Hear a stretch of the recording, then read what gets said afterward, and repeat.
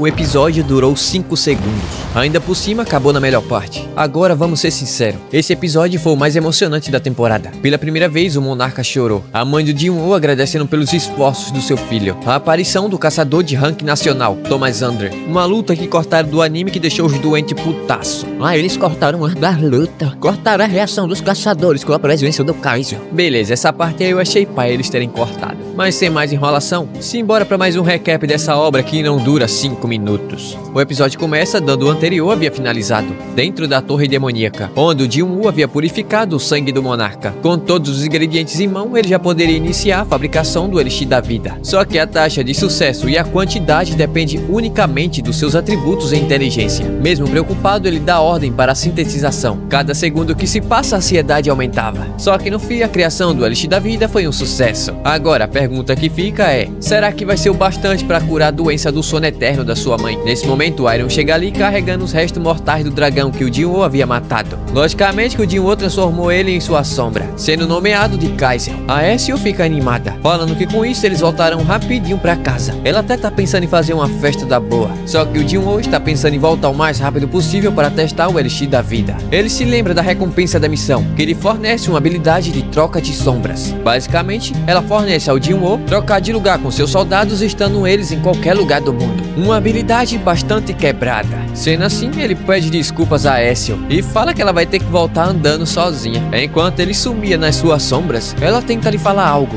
mas a única coisa que tinha ali era um soldado perdido. No beco escuro, vemos que a troca de sombras foi um sucesso. O tempo de recarga dessa habilidade são de 3 horas. Ele salta alto enquanto invoca o Kaiser, indo diretamente para o hospital onde sua mãe estava internada. Enquanto isso, nos é dito que o poder dos caçadores do Japão servirá de isca. Logo em seguida, um sinal especial será lançado para desorganizar as mentes coletivas das formigas, enquanto os caçadores de Rank S da Coreia entram no formigueiro para matar a formiga rainha. A questão é se o sinal realmente irá funcionar. O presidente Go também tem suas dúvidas, mas seus analistas provaram que tudo que havia sido dito é verídico. Além disso, caso o sinal dê errado, o plano prevê uma possível rota de fuga. Aí eles só restam garantir que os caçadores estejam preparados quando forem enviados. Dito isso, ele pergunta se o chefe Won havia conseguido fazer contato com Jin-Woo. Enquanto isso, Baek Yo-ho estava enchendo a cara com seu amigo Byu, um healer de Rank S, um dos poucos que conseguiram se aposentar ainda jovem e sem grandes lesões. Ele pergunta se o Baek Yo-ho realmente vai para essa raid, mesmo depois daquilo ter acontecido com Yosuke. O caçador Baek fala que por esse motivo que ele vai. Se nada for feito, o formigueiro vai se espalhar por todo o país. Mas não é como se ele realmente quisesse ir. Por isso ele foi beber com seu antigo colega, pois essa pode ser a última vez que eles se veem. O Byugi fala que vai fazer um concurso público. Ele já estava cansado dessa vida de caçador. Sangue e morte, ele vai trabalhar pro governo. O Baek Yo-ho pensa nunca ter visto outro caçador igual a ele. Alguém que não gostava de lutar contra criaturas mágicas. O combate se torna parte da rotina cotidiana. Tem gente que até gosta disso. Talvez seja esse um dos requisitos para um segundo despertar. Depois disso, eles continuaram bebendo. A cena corta para o hospital. O Jin-Woo estava sentado junto à sua mãe, enquanto ele se lembrava da vez que causou cicatriz nela. Acidentalmente, ele fez cair uma panela de água quente em seu pescoço. Ele tira o Elixir da Vida do seu inventário. Ele pensa que talvez ela não consiga engolir. Ainda que consiga, não há garantia que vai funcionar. Mas ele viu os milagres que o sistema pode fazer. Trazer um Rank E até o topo. Ele cria coragem. Ergue sua mãe. Ainda com a mão trêmula, ele levanta a garrafa até sua boca. O líquido desce pela sua garganta. De imediato, seus ferimentos são curados. Sua pele rejuvenesce. O tempo passa e nada acontece. O Jin-Woo implora para que sua mãe acorde. Toda sua luta foi para esse determinado momento. Essa noite, a Gina também estava inquieta. Saindo da loja de conveniência, ela é abraçada por uma brisa calorosa. A luz da lua iluminava o quarto. O vento sopra. Erguendo os olhos, o Jin-Woo vê sua mãe finalmente acordada. Por 4 anos, ela estava em sono profundo. Ela agradece pelo Jin-Woo ter cumprido sua promessa. Agora ele parece tão adulto, mas estava tão machucado. Talvez tenha se esforçado até demais. Ela fala que isso não deve ter sido nada fácil. Nesse momento, pela primeira vez, o monarca chorou. Dia seguinte, a notícia estava circulando por todo o hospital. A primeira paciente com a doença do sono eterno havia acordado. A Gina, ao ver sua mãe, também não pôde segurar lágrimas. Enquanto isso, na coletiva de imprensa, o presidente Go anunciava ao público o início da 4ª raid na Ilha Jeju. Dessa vez, a operação não só contará com a presença dos caçadores de Rank S, como também dos caçadores de Rank S do Japão, além dos caçadores de Rank